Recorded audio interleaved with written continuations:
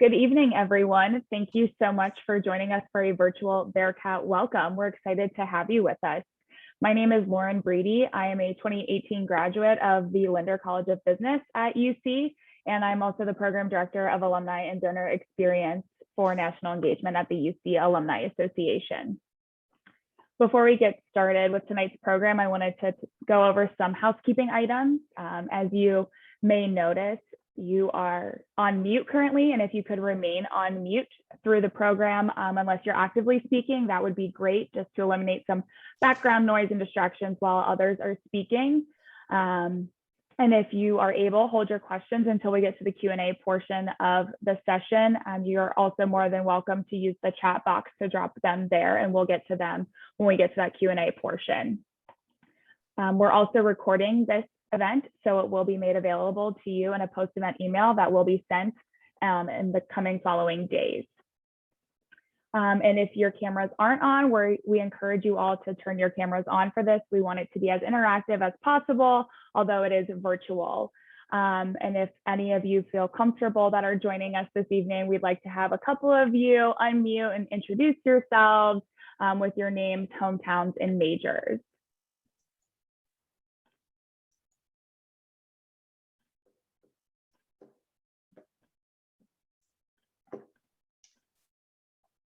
All right, sorry, I was letting a few more people in from the waiting room, keeping my eye on that. But hi, so I am Cynthia Miller. I am the Senior Director of Alumni and Donor Experience here at the UC Alumni Association. I guess technically I'm at my house. I'm not really at the alumni office right now, but we are very excited to be getting back to campus soon and to help welcome you.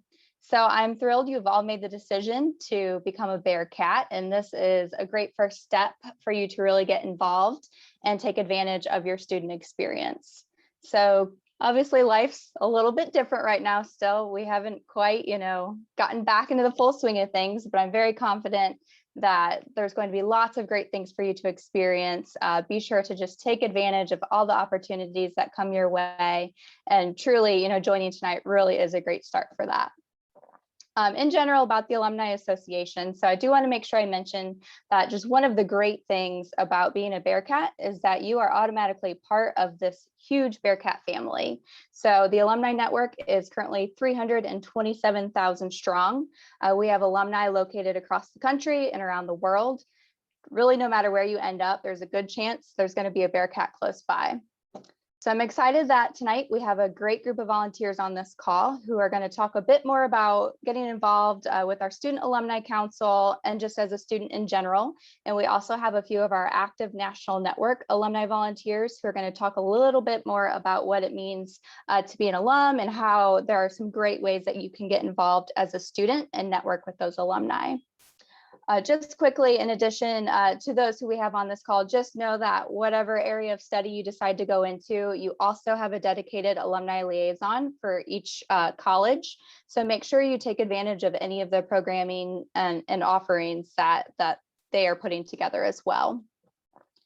So I think we can go ahead and kick things off, Lauren, and we have a video to play, and then Lauren will introduce all of our panelists.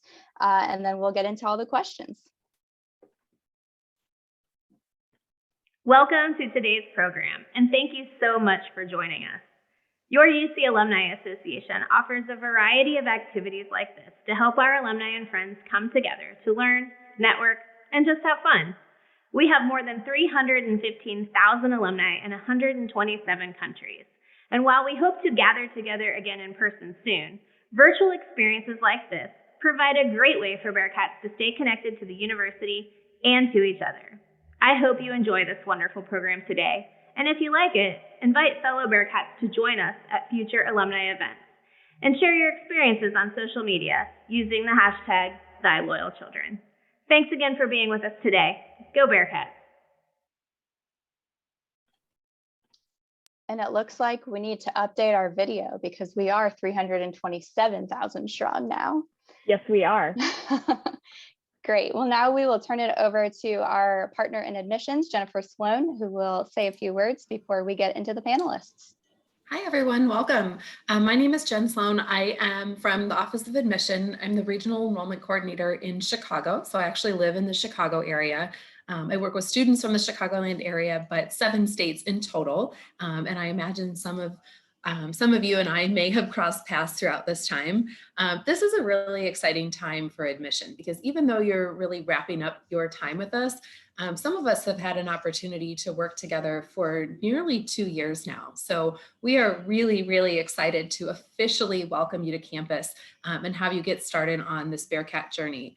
If you have questions for me or admissions at this point, please feel free to drop them in the chat. My guess is that they aren't going to be some of the fun ones. They might be some of the technical ones. So feel free to send them my way. Hopefully at this point, most of your admission related questions have been answered and you're getting ready for move-in. And like I said, we look forward to seeing you. Great, thank you so much, Jen. As you may or may not know, in addition to having 327, roughly 1,000 alumni worldwide, we also have just about 30 national networks across the country that help us engage alumni all across the country to stay connected to UC after they leave Cincinnati.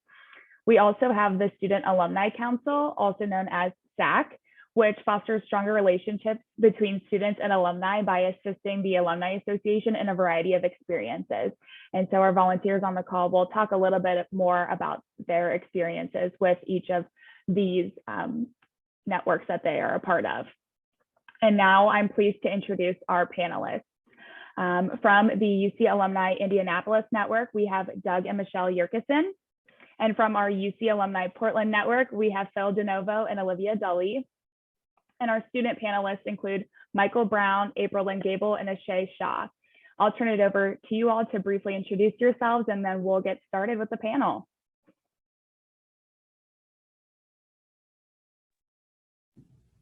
Awesome. I can introduce myself first. So my name is Michael Brown, currently going into my 4th year out of 5 at the University of Cincinnati. I'm studying business analytics and finance. Yeah, that's about it on me. I'm going to be the president of the Student Alumni Council next year. Super excited, super happy to be here. Hi everyone, my name is April Gable. I am a rising 4th year out of 5 as well. Gotta take that 5th year. I am studying communication and interdisciplinary studies here at UC. I also have the honor and privilege of being in the Student Alumni Association or Council this year. Sorry, my bad. As well as the student body president and a featured role in the Bearcat bands. Awesome. Hey, everyone. My name is Ashay. I'm going into my 5th year out of 5 in the chemical engineering program. So this is it. So really bittersweet. Alum campus, I'm really involved with SAC with April and Michael, and really involved with PAC, which is the Programs and Activities Council on campus. So we're the group that plans a lot of the concerts, speakers, and comedians that come to campus.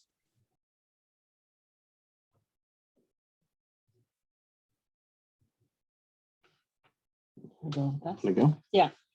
So my name is Michelle Yorkisson, my husband Doug right here. I'm a 95 grad from DAP. And we have stayed active on campus even though we live in the Indy area now. Yeah. And I am a 1990 graduate from mechanical engineering from College of Engineering. At the time it was College Engineering, now it's College of Engineering and Applied Science, and 1993 grad from University of Cincinnati College of Law.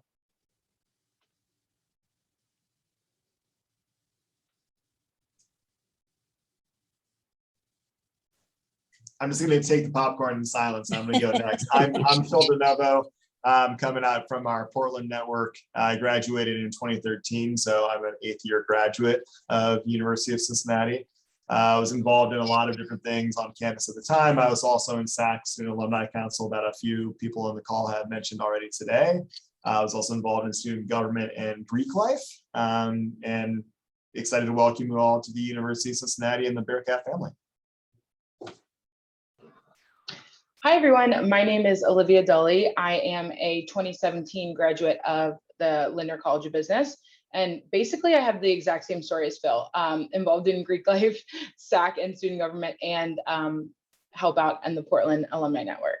So, yeah. We go way back. Yeah.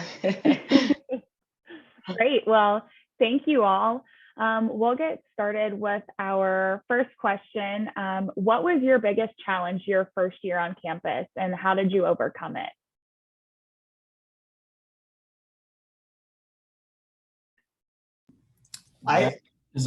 Go ahead, Phil.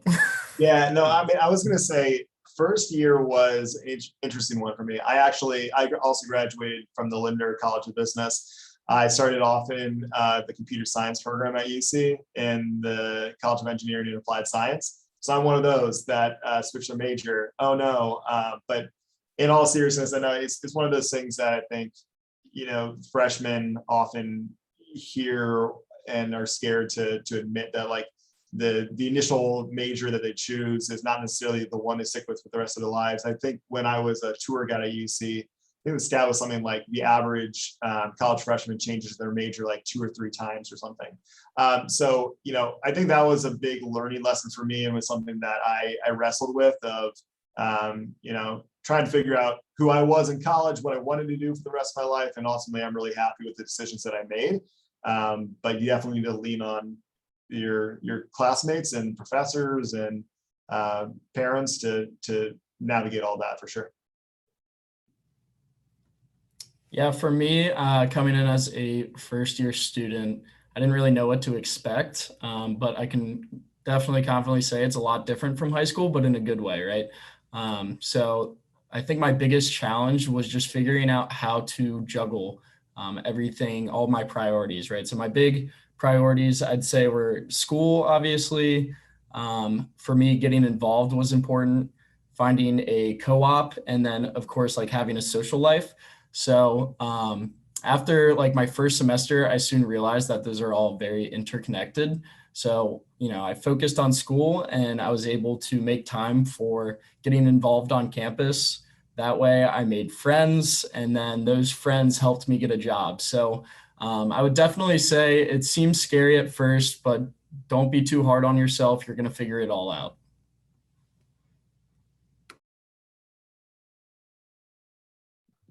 I would have to say my biggest challenge was that I used to compare my journey to a lot of other people's.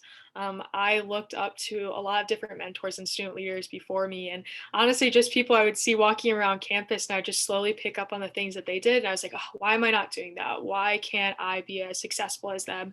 And it took me a minute, but by the end of my freshman year, going into my sophomore year, I quickly was like, why would I want to do anything else than be my story? And I know that sounds super cliche, but you get to map out exactly what you want to do, what you want to be involved in, what your story is. And then people will look at you the same way that you looked at them. And I think that was like my moment, my clarity moment of like, okay, wait, I get to redefine what my story is. So don't compare yourself, and it is okay to say no if you don't want to do certain like organizations, or you find that you don't fit in them anymore.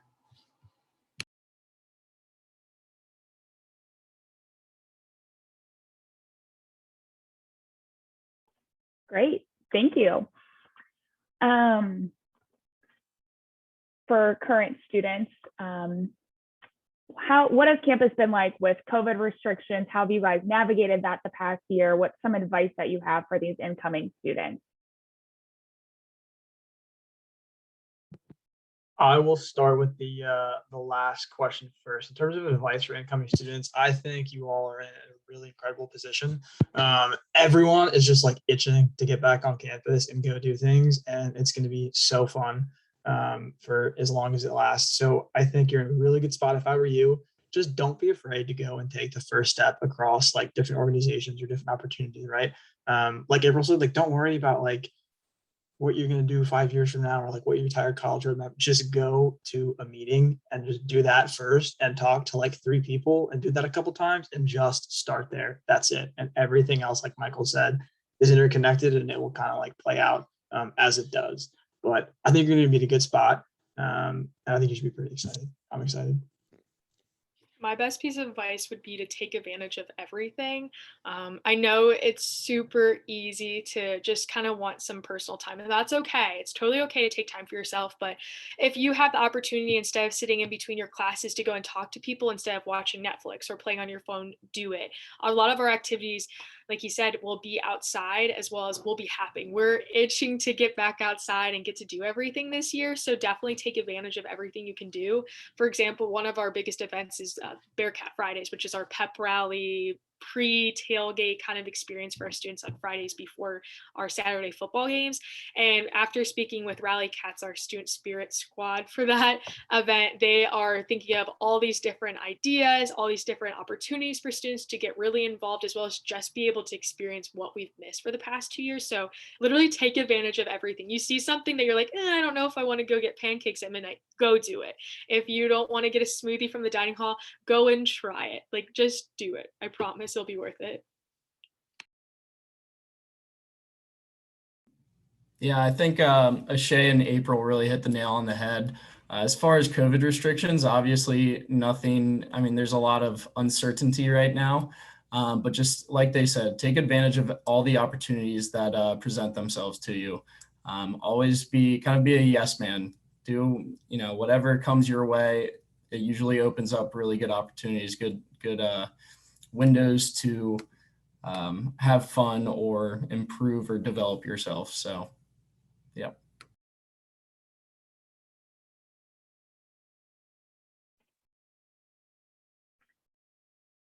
Specifically for the national network leaders on the call, how did you become involved with your national network and deciding you wanted to be a network leader? I can start with this one. So I am born and raised Cincinnati and then went to University of Cincinnati. But once I graduated, I moved out to Portland, Oregon. And I didn't really know anyone. I actually reached out to Phil before we were involved in this to ask him advice on living in Portland, because we knew each other through Greek life. So I really didn't know anyone out here. And I had spent the last year and a half of my undergrad being involved in the Student Alumni Council. So through that involvement, I met some of the advisors or staff that worked at UCAA. And I reached out to one of them when I moved out here and just kind of asked, does Portland even have a network? Is there a way for me to get involved? And there wasn't an organized network out here yet. So we started it because I think they said there was something crazy, 3,000 Bearcats in the Portland area. And we haven't seen all of those people yet, but it's really exciting to kind of create a new network in a new city, because Portland, everyone's moving here from Cincinnati, it seems. So yeah, that's how I got involved. Yeah, and I think our story here in Indianapolis is very similar. So we moved from Cincinnati, both Michelle and I, in 2001, and we were looking to connect with people that had similar backgrounds, and we met up with one of the other network leaders here in Indianapolis, Jamie Little, and he's still on our steering committee. Immediately hit it off, right? We all had common stories about being on campus and classes and traditions at UC, and eventually we just sort of rolled into the leadership steering committee here in Indianapolis. You have anything to lead? That's about it. Yeah. We kind of inherited it. Yeah. And it's exciting to see people come in and out of Indianapolis. You see new alums coming and into the city, and then you have some older alums that are retiring, and now they have time to engage more. So it's a great diverse mix of alums in our group.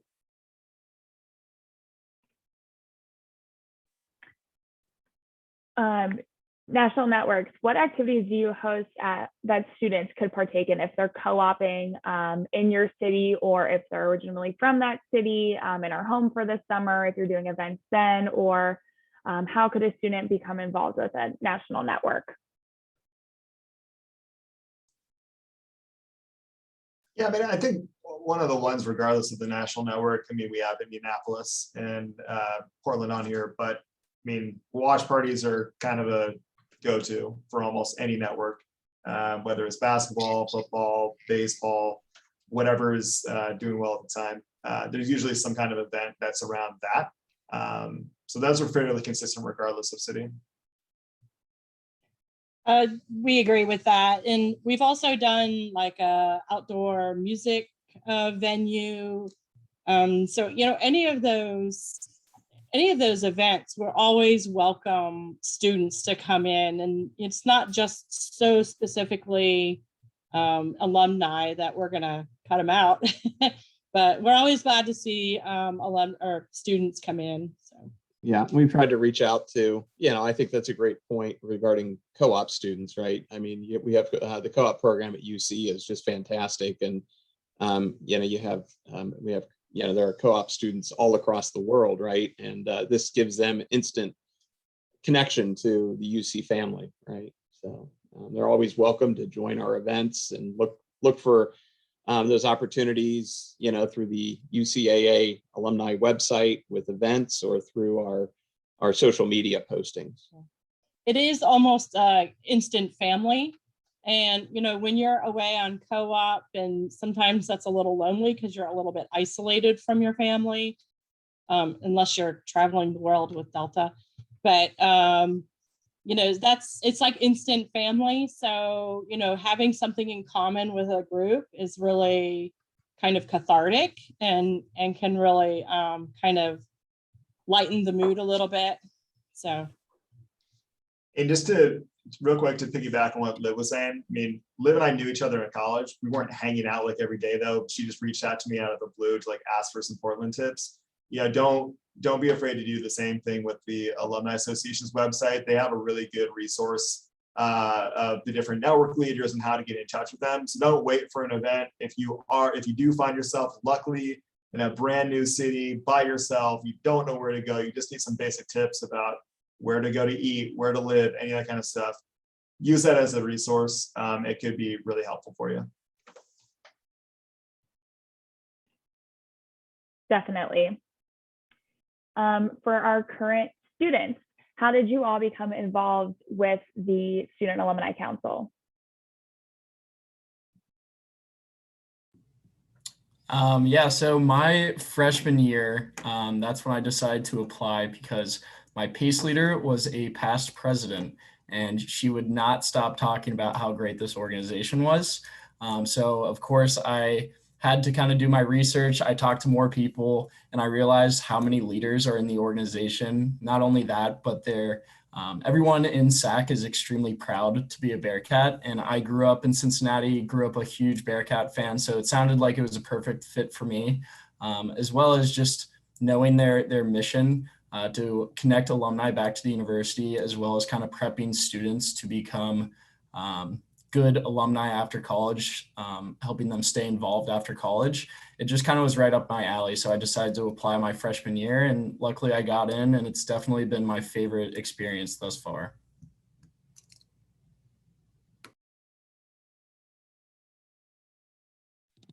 So my story, Yeah. You got it, April. You sure? Nope. All right. It's actually the opposite of Michael. So I'm going in my 5th year, and this will be like my first official year in SAC. So for me, I joined a bunch of other things, and kind of like what Michael was alluding to earlier, I met some friends and they told me about SAC, and I joined. And now that I'm in SAC, I think it's like Michael was saying, a really cool opportunity for a lot of incoming first years. I think you can have really tangible impact in SAC. And the second thing is it's a great way to go and meet people. They're doing a ton of other things across campus and learn about all the corners and kind of nuances of UC and what we have to offer. It's pretty cool. And then for me, I had the honor of being on homecoming court this past year, and SAC always kind of sat in the back of my mind of something I've always wanted to do, but never really had the time to sign up for it. And that being around homecoming and being around the chairs and the committee for homecoming, like the court, like just sealed the deal for me. So I joined for that, but also why the reason from it at all was just because I got to see how well they work together and the collaboration of the organization. And I have to say, they have these really cool rugby shirts that are like red and black stripes. And so I was kind of jealous. I wanted to wear one of those, but it's a really great group of people and it's a big family. Like even in the group chat, like we wish everybody happy birthday every single time. We celebrate everybody's like accomplishments across campus. And it's just a really nice family to have. And I just joined as well last year too. April, do they still look like these? We don't have the black collar. We have a white collar now, but they still look pretty much the same. I just got mine and oh, there it is. Wait, give me 1 second. Yeah, Phil, that's a vintage sack rugby right there now. This is the first edition sack rugby. Well, didn't they raffle off a couple of those this year? And like people went crazy for them, or this past year. And I was like, oh. That's good to know. I didn't realize I owned a collector's item, but that's great. Yeah, be careful.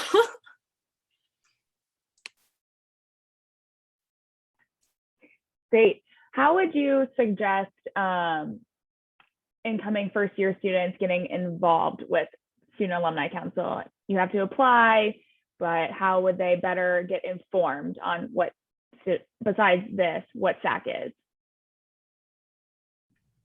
Yeah, so I think the first step is going to the org fair, which I believe is the 20th. It's a Friday. So you can go there, not only see SAC, but a lot of other student organizations, because like we've been saying, there's a niche for everyone. But come to our table, we can give you more information. Also, follow us on Instagram and Twitter, because we'll be pumping out like graphics and keeping you up to date on when our applications come out. We will also be doing tabling events in mid-September. So you'll see us wearing those SAC rugbies around campus. We have some fun ideas. We have like cornhole, and I think we're going to do pie a sacker. So you're going to be able to throw a bunch of whipped cream in my face. And then the applications will come out late September. So, and there's also 2 info sessions, but don't worry about all the details now. Just try and come to the org fair and visit our table. And last but not least, get involved with homecoming events. They do such a great job of planning them all. So be ready for that, and do the perfect week at Skyline. That's also another big regret I have that I haven't done. Do the perfect week. That kind of ties into my next question, April. That's perfect. I was going to ask you all, what are some of your Cincinnati favorites? Restaurants, places? I will jump in. So there's this street that's like pretty close to UC. It's like reasonable walking distance called Ludlow. So once you guys get in there, you'll be able to like explore Ludlow a little bit. And I live like right there, and I absolutely love Ludlow. There's so many hidden gems on Ludlow Ave to go and hit up. If I'm giving you like an actionable recommendation, go to the Whole Bowl. It's just like a walk-up window in Ludlow. They only have like 4 locations. I think a couple are actually in Portland. Or the original. Yeah. And they have another one in Cincinnati. It's so good. It's like Chipotle. They only have 1 item on the menu, and it's awesome. But check out Ludlow when you get here. I would have to say an odd combo right now, but it would be right on McMillan Street is this place called Drunken Bento. And they say that they have full price sushi there, but it's always half off. So you can get a full roll for like $4, which, you know, you would think you wouldn't spend that much money then because they're so much cheaper, but I always manage to spend upwards of $30. And then to counter the sushi, there's this place called Pendleton Parlor. It's about 7 minutes away from campus driving, and they have a side-by-side. And what it is, it's the edible cookie dough is like 1 scoop and then a scoop of ice cream, and it is amazing. It's definitely top tier with graders, in my opinion. When I was in school, I really liked the like South Asian restaurants. A lot of good Indian spots, both up on Calhoun and on Ludlow. So like Ambar, Deep India. Is Deep India still there? Yeah. Okay. And then Thai Express. Is Thai Express still over there? Great. Awesome. Yeah, definitely hit up all those spots.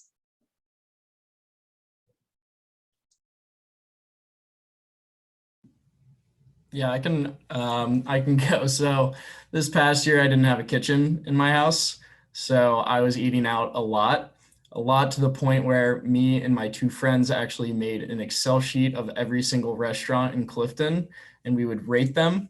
So one of my favorites has to be, it's actually new. It's called Chiba Hut. It's one of the best sandwiches I've ever had. It's like hot subs, and it is delicious. Can you please share this doc with all of us? I can. It's kind of sad though. I don't like looking at it because it reminds me of how much I spent and probably the weight I put on. Michael, tell us you're a finance major without telling us you're a finance major. I am a finance major. Yep.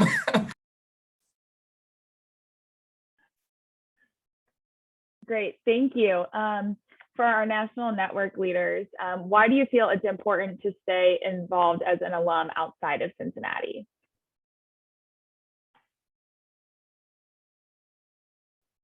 I just think it's fun. Like, honestly, that's like, I really, really cherish my time at UC. And I think it's really cool to get to connect with people all over the country. I was in Alaska on vacation a couple of weeks ago, and I literally saw someone with the Bearcat jersey at like a random bar in Seward, Alaska, which, if you know, it's very small.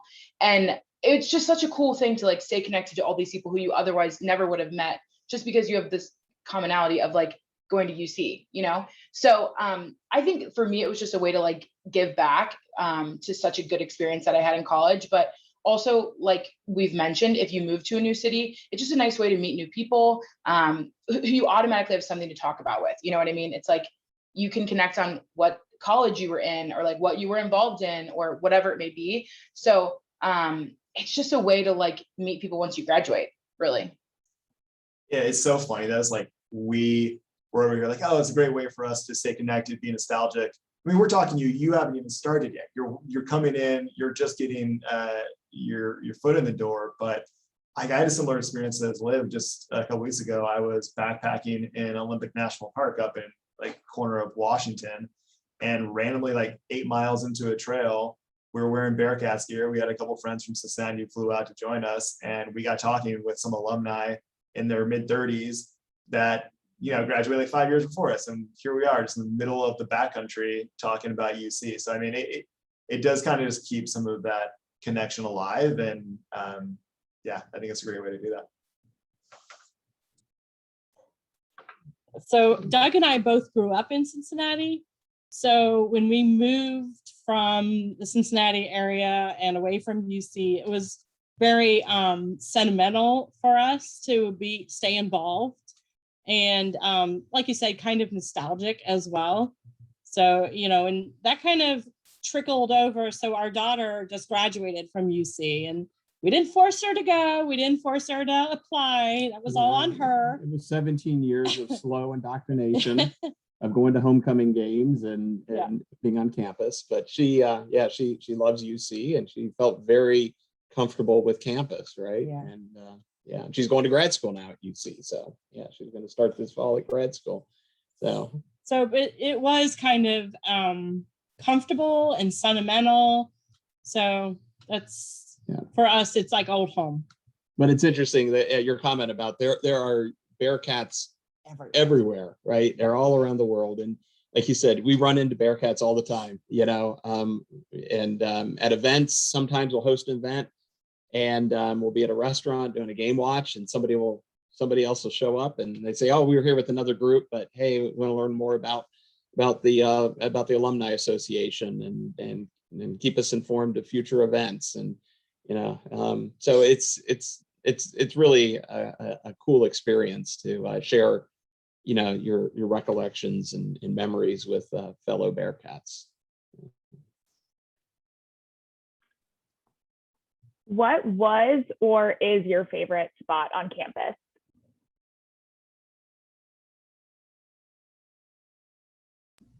I can go first. So going off my last answer about eating out, it's got to be the dining halls, because I didn't spend as much money back my freshman year. But in all honesty, the dining halls are so much fun. You grab like 5 to 10 friends, go there after class, and you're just kind of chopping it up, talking about what you're looking forward to on the weekend. Whatever it is by far probably one of the biggest things I missed most about freshman year.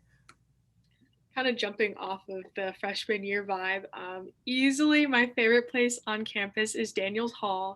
To the point of it, I have this bracelet that has the coordinates to Daniels Hall on it, if I can get it off. This was my 1-year gift. So that if that doesn't explain how much I love that building, I don't know what will. But it was just such a great community to have. That was my first year there. And then I became an RA for another 2 years in that building by choice, just because you really get to meet everybody that lives there. You get to have the inside jokes with everybody. Even like when, of course, there will always be like a fire alarm at some point in the year. There's 800 students living in a building. It's gonna happen.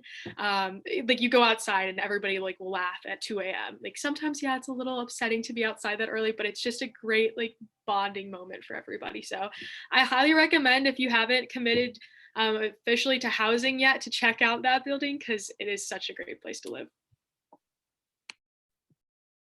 April's probably like one of 3 people on campus and alumni that will tell you that. So please, just everyone, just want to call that out.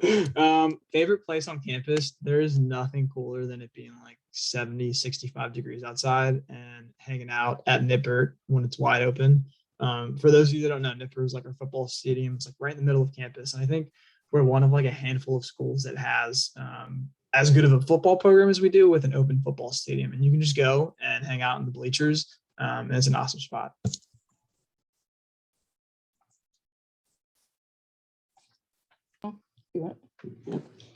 So one of my favorite places actually doesn't exist anymore. It's actually on the old DAP building, which has the addition on it now. But you could look out in the spring over Martin Luther King Drive, which you can still see Martin Luther King from the studios, but it's not the same. But the daffodils in Burnett Woods would bloom in the spring, and you could just see daffodils as far as you could see. So that's one of my fondest recollections from studio. And then probably one of my favorite spots on campus is the quadrangle, which is right there are three buildings that sort of define at least 3 of the 4 sides of the quadrangle: Baldwin Hall, Old Chem, and then Swift Hall. So it's and in the summer it's kind of a neat place to hang out. Very traditional college looking setting. So. I think mine would be, it's slightly off campus, but my sorority house. I joined Greek life when I was a freshman. I am a Kappa. And if you're considering going Greek, I have to just say it was like the best decision I've ever made. Another way to like stay connected once you graduate, for sure. But there's just nothing better than like living in a house with 30 other women and having that once in a lifetime experience. So that was definitely my favorite spot.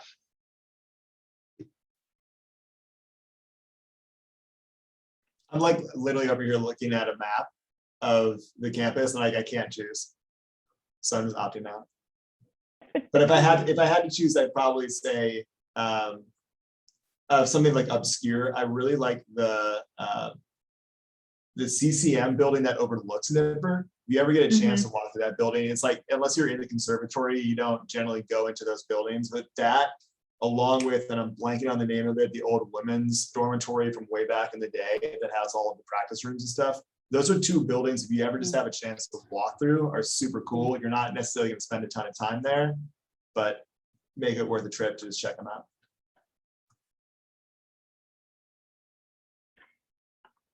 A question for our incoming students on the call. What are you all most looking forward to coming to campus in just a few days?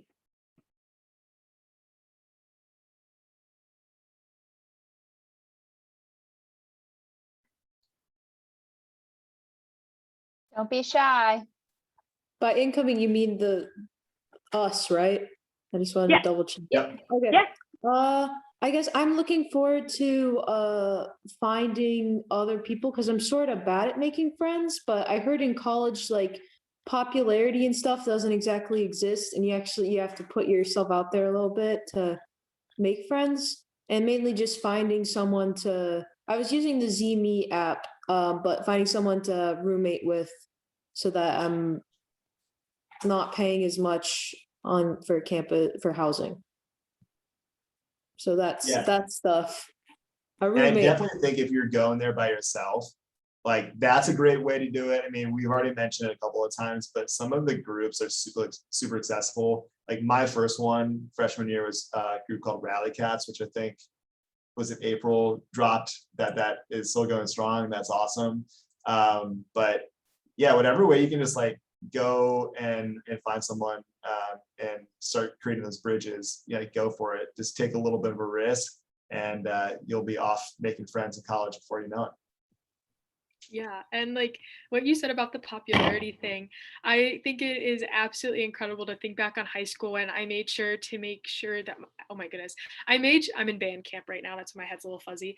To make sure that I was wearing a really cute outfit and then my hair looks good, and then I come to college and if you see a kid in pajamas with a blanket around him riding a bird scooter across campus, you're like, that is the coolest person I have ever seen in my life. And it's kind of cool because it's like 180.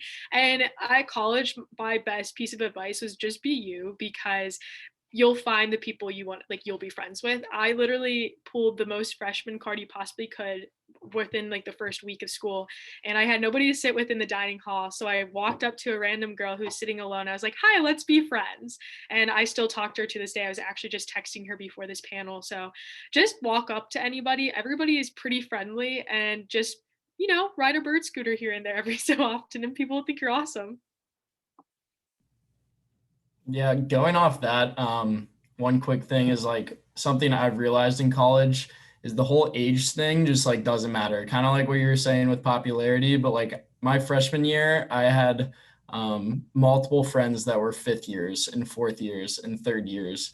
And like now they're like graduated, but we're still like playing golf on the weekends and stuff like that, which I think is super cool. I feel like your freshman year, you'll meet 5 generations above you. And then your fifth year, you're going to meet 5 generations below you. So you have a very big network by the time you graduate.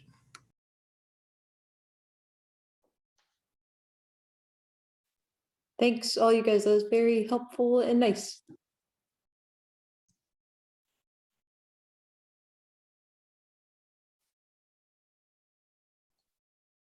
Who else? Somebody else has a question for sure.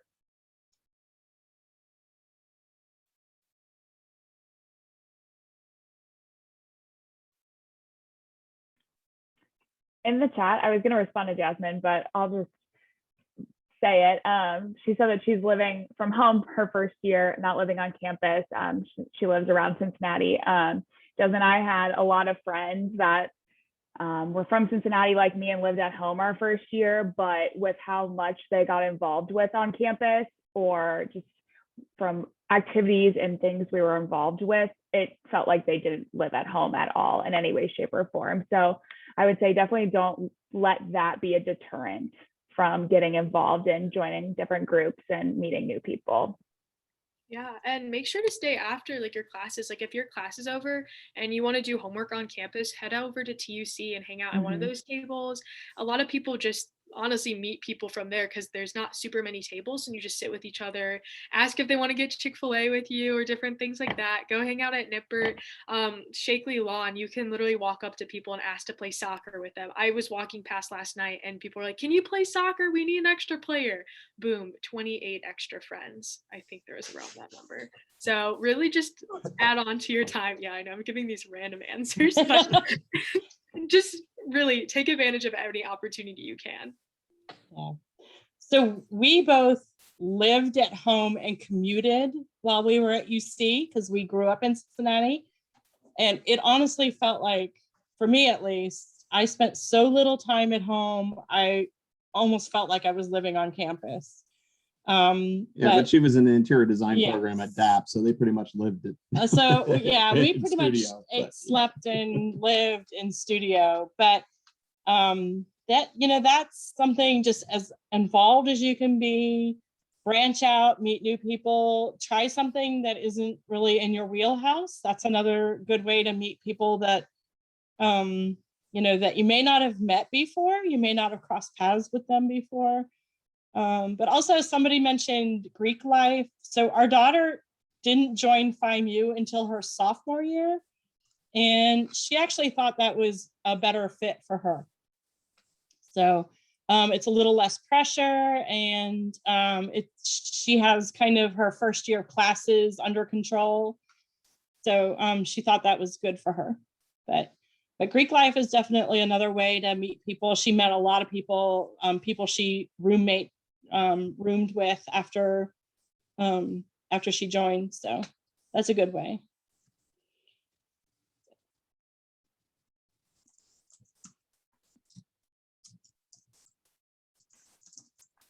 If you could go back in time and give advice to your 17, 18-year-old self about to start college, what would it be?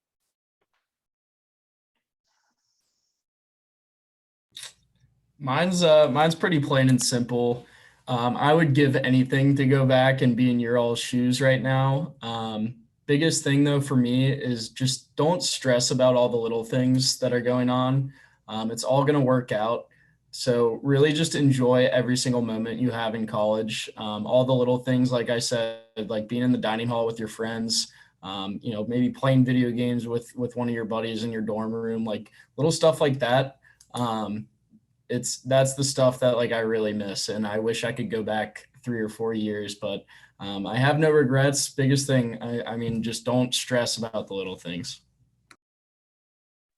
Yeah, I wholeheartely agree with that. I think that's great advice. I mean, it's easy for me now to look back and say, why was I so stressed freshman year? I shouldn't have been so stressed, but I think everybody's, I think you have to realize that, everybody coming into school, you're sort of in the same boat, right? You're all new to this experience as being freshmen, and just don't get too stressed, and also realize there are a lot of support networks at UC, academic and social and so forth. So I think it's good to just reach out and connect with others. Right? Mm-hmm. I would probably go back and remind myself the importance of balance. Freshman year, sophomore year, I don't care when you are, you're going to have a lot of things that you're trying to balance at one time between your academics, your social life, and your organizations you're involved in. Know your limits, but take care of yourself at the end of the day. You want to make sure that you have a good time in your 4 to 5 years, and you come out the other side of it fulfilled with everything that you did there. So make sure you take care of yourself and find balance, and don't overwork yourself too hard.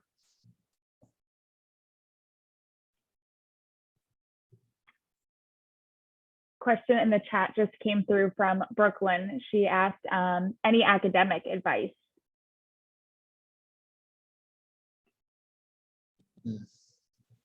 I will hop in with one thing there. So I'm not sure what it's called or like how they still offer it, but on campus we have this building called French Hall.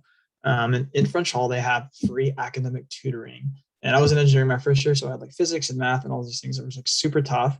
And they have just like study tables, and you go and they have upperclassmen there that have learning common. Exactly. Thank you, April. They have upperclassmen that are just there for like a couple hours a day across different subjects. And I would just go and like do my homework there and bounce ideas and like problems off of these upperclassmen. It was the most helpful thing ever. It's totally free, and it's a really like disciplined way to go and get some things done. And real quick, before Brooklyn's question, I think there was another one that Vikram asked. What were things you guys did at UC that was completely out of your comfort zone? I'll just answer that one too real quick. I was super introverted in high school. Like I hated public speaking, and I joined tour guides on campus like my first couple of weeks. And it was so tough for me because I had to go and talk to like different groups of people every week, but it was an incredible experience and taught me like to become comfortable with those types of things. So I just went out there. I think for academic advice, the lie that I got told in high school was that you will never be able to ask for help, and that everything is going to be very, very serious with your professors. And I'm not going to say that that is the same thing for every single professor, but this past summer, I took a summer class with a professor that I had never met before.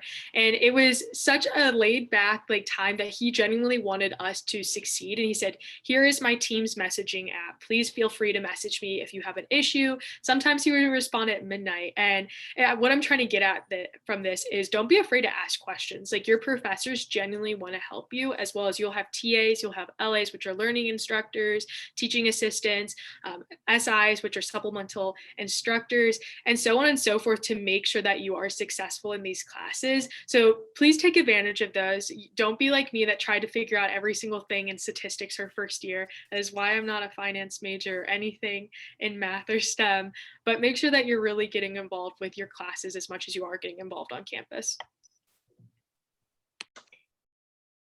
The other thing I would say is in the College of Business, there's a lot of resources for students. So I worked in the like the office where the advisors were. And those are a free resource that you can go to like discuss your future, talk about your class load, whatever you want to do. And then correct me if I'm wrong, current students, but also on the 6th floor, there's another whole office focused on like co-op and professionalism. So take advantage of like all the resources that you have within your college, because it's not necessarily like specific to like classes, but just in general, those people can help guide you through, you know, your 4 or 5 years and beyond. And I still like reach out to the advisor that I worked with in the like professional office, and she helps me with like negotiating new jobs and stuff like that. So again, these advisors can help you post college too, if you know, create good relationships with them and stay in contact. You know, one thing I didn't do, but I kind of wish I would have, there's a number of organizations that blend together academic and social. So you know, each college has their own, you know, there's a couple of like Greek societies in the business college. I know the College of Engineering and Applied Science has their tribunal, and a number of other organizations. Those are really good to get involved with to find that blend between the academic and social sides. And again, I didn't do it as much as I would have liked, and I kind of regret that.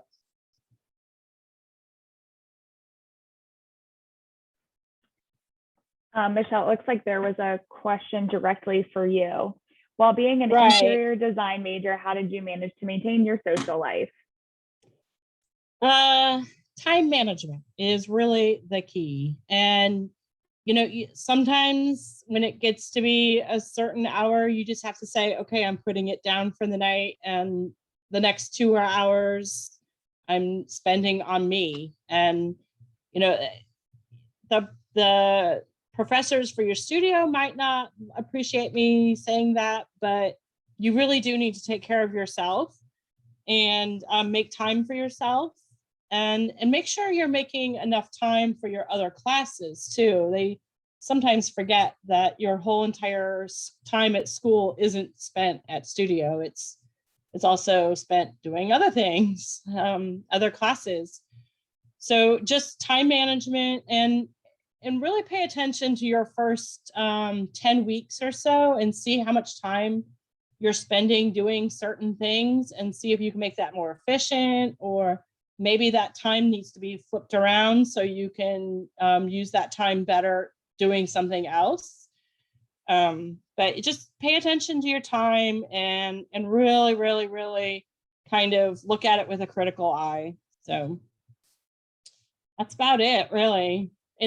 And just because you're slow at first doesn't mean you're going to be slow halfway through the semester. So give yourself time to kind of build your skills and really work on it that way too. So.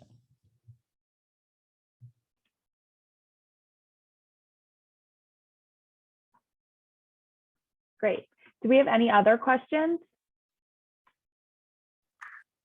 I had one that wasn't really specific to alumni, but was more just like general questions about getting books and returning books, like for like freshmen and then when you graduate.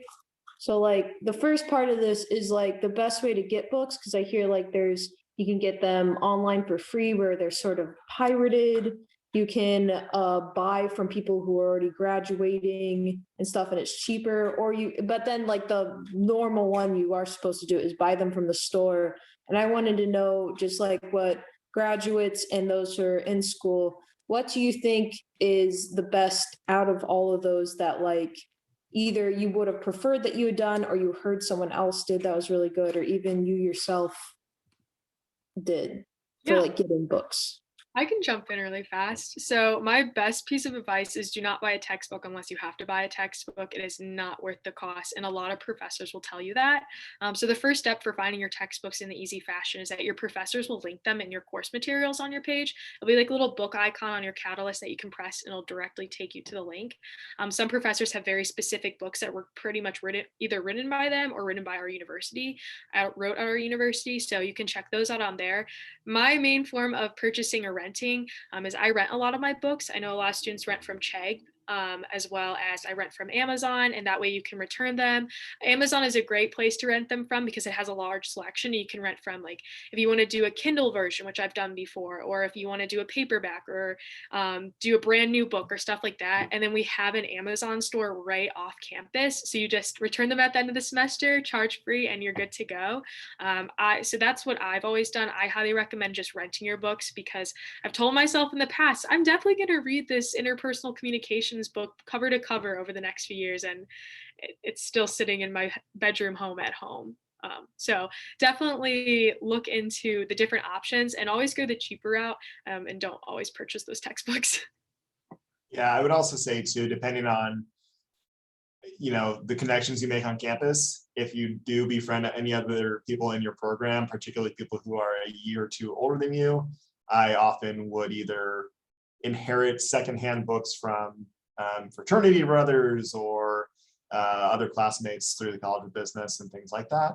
But obviously there's lots of costs involved with the collegiate experience, and textbooks, you got to have them to learn, but find whatever route works best for you. And if that involves renting or inheriting them from somebody else, definitely explore those routes. Yeah, and to quickly add on that, for finding it through upperclassmen, there's a lot of different class pages on Facebook that you can join. They'll be like class of 2022, class of 2023, and then people just post like this past few weeks. There's been a lot of postings of like sociology books as well as like political science books that just students know other students are going to need down the road. And then for access codes textbooks, typically you'll have to buy directly from the source that the professor is giving you, just because of that specific access code.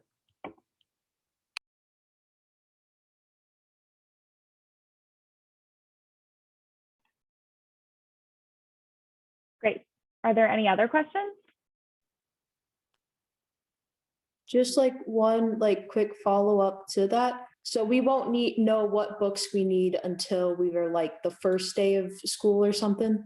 That's a really good question. Oh, I'm going to stop. No, go ahead. Oh, I was just going to say, if you can hold out to you have your first class with those professors, because a lot of them will tell you which books they're going to need or not, or you'll need this book at the beginning of the semester and then you need these at the end. One of my classes, I literally had to purchase 10 books throughout the year, but they're all $5-10 books that we just read as we went through the units, and we ended up not needing the last 3 books. So I saved $30 at the end of the day. So wait until the first week of class, definitely. Yeah, and you can also do a little bit of research. I mean, there's some community websites that talk about different professors and which ones always require the books, and there's definitely resources out there you can look up to get a little bit ahead of it. I will say again, just kind of speaking to the sensitivities of the financial impact of purchasing textbooks, some of those resources, like to rent books, you may have a little bit of a lead time if you wait until the first class. You do want to do a little bit of research into it, but again, I would agree with that there was multiple professors who'd be like, yeah, you're going to use it this much on the first day of class. So you kind of have to feel it out that first semester and see how the experience goes, but definitely come prepared with the Excel sheet and know all your different options. If you need help, Michael will be able to assist.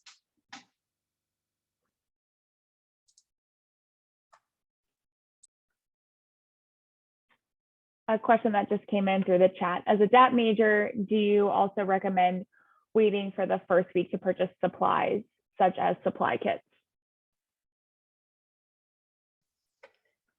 So that's kind of changed since I was there, because we were mostly analog, which meant we were drafting by hand and doing a lot of pencil work and ink work.